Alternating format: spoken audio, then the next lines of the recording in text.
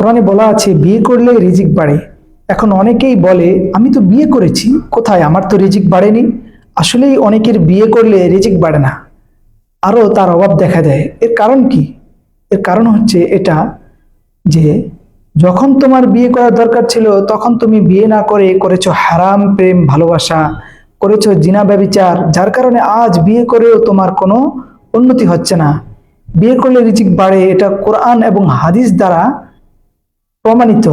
যেমন আল্লাহ তাআলা সূরা নূরে বলেন, চরিত্র রক্ষার জন্য যদি কেউ বিয়ে করে, সে যদি দরিদ্রও হয়, আমি আল্লাহ নিজ অনুগ্রহে তাকে সচ্ছলতা দান করব।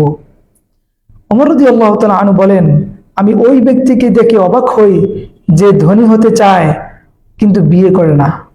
রাসূলুল্লাহ সাল্লাল্লাহু আলাইহি সাল্লামের কাছে এক সাহাবী এসে বলেছিল, ইয়া রাসূলুল্লাহ, আমি ধনী হতে চাই, আমি দারিদ্রতা দূর করতে চাই। তখন রাসূলুল্লাহ সাল্লাল্লাহু আলাইহি সাল্লাম বলেন, তুমি বিয়ে করো। এছাড়া আরো অনেক হাদিস আছে যে বিয়ে করলে রিজিক বাড়ে। তাহলে তোমার কেন বাড়ে না? কারণ তুমি সঠিক সময়কে মূল্য দাওনি, যার কারণে তোমার রিজিকও বাড়েনি। সময়ের কাজ সময়ের মধ্যেই শেষ করুন, সময়কে মূল্য দিন।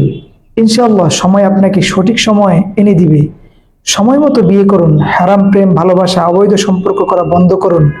ইহকালীন ও পরকালীন এই দুটো জীবনই আপনার জন্য ভালো হবে ইনশাআল্লাহ।